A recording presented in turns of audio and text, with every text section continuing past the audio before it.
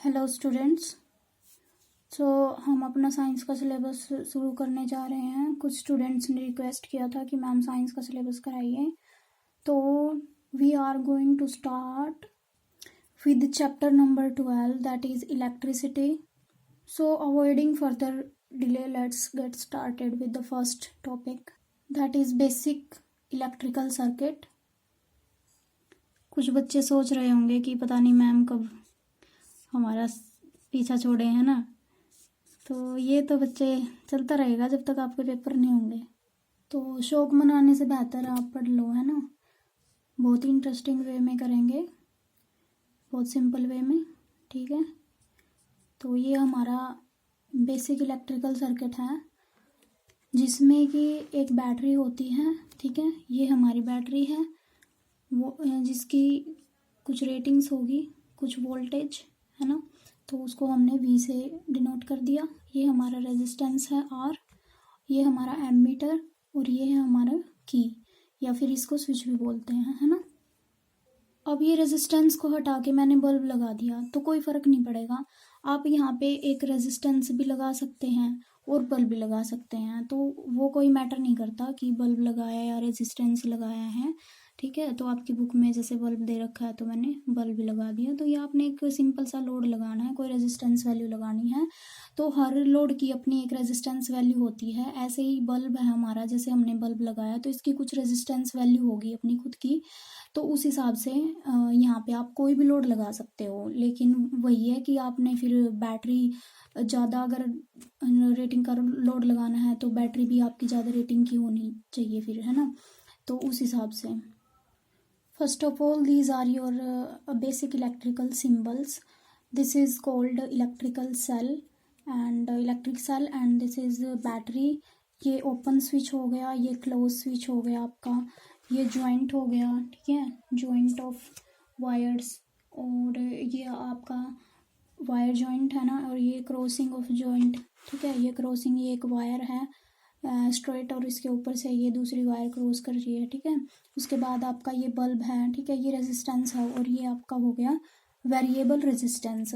इसके अलावा आपका ये एमीटर है, ठीक है। इसको कैपिटल लेटर A लिखते हैं, इसमें इस तरह से डिनोट करते हैं एमीटर को, वो ये वोल्ट मीटर है आपका, ठीक है।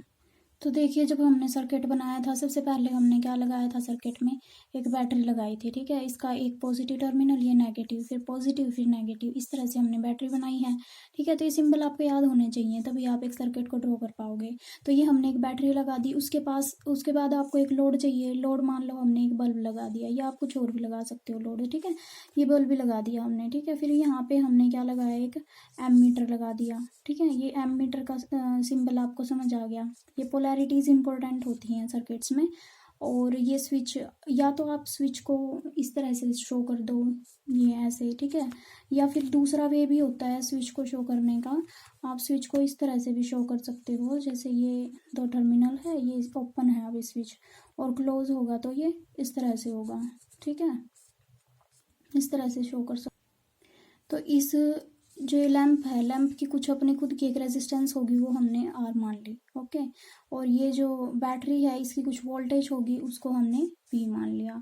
अब सर्किट में से कुछ ना कुछ करंट भी फ्लो कर रहा होगा, तो वो मान लो पॉजिटिव टर्मिनल से निकलता है हमेशा। ये यूनिवर्सल ट्रूथ है आपका, ठीक है।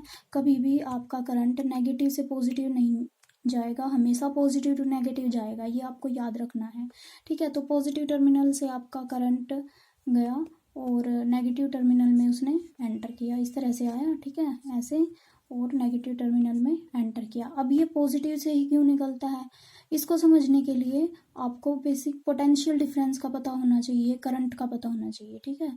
अभी पोटेंशियल डिफरेंस देख लेते हैं। पहले सबसे पहले हमने पोटेंशियल डिफरेंस में दो पॉइंट्स मान लिए, ठीक है, P1 एंड P2, ठीक है। तो ये पोटेंशियल, इसका P1 पॉइंट का अपना खुद का एक पोटेंशियल होगा, और P2 पॉइंट का अपना खुद का एक पोटेंशियल होगा।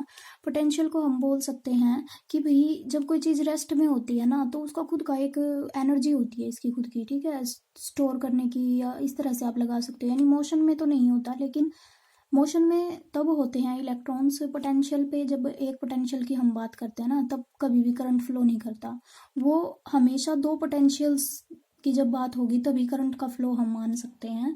तो इसलिए हमने दो पोटेंशियल्स लिए हैं, एक पोटेंशियल हमारा हायर होगा, एक लोअर होगा। अब इसमें से कौन सा हायर है कौन सा लोअर है वो डिपेंड करता है। अब हमने मान लिया कि जो पोटेंशियल 1 है वो हमारा हायर पोटेंशियल है और पोटेंशियल 2 है वो हमारा लोअर पोटेंशियल है। तो according to the electric cell उसमें क्या होता है, दो टर्मिनल होते हैं ना आपके, एक पॉजिटिव एक नेगेटिव, यानी एक हायर पोटेंशियल एक लोअर पोटेंशियल। तो हमने हायर किसको माना, P1 को, तो ये हमारा हो गया हायर पोटेंशियल यानी कि पॉजिटिव टर्मिनल, और P2 को हमने नेगेटिव टर्मिनल माना यानी कि लोअर पोटेंशियल, तो ये नेगेटिव। तो इस तरह से हमारी एक बैटरी बन गई और इसमें करंट तभी फ्लो करेगा जब एक पोटेंशियल डिफरेंस बनेगा इसमें, यानी कि ये पोटेंशियल हायर है ये लो है, तो ये इस तरह से फ्लो करेगा यानी हायर टू लोअर फ्लो करेगा। समझ आई बात। इसको अच्छे से समझने के लिए अभी एक एग्जाम्पल ले लेते हैं, एक प्रैक्टिकल एग्जाम्पल।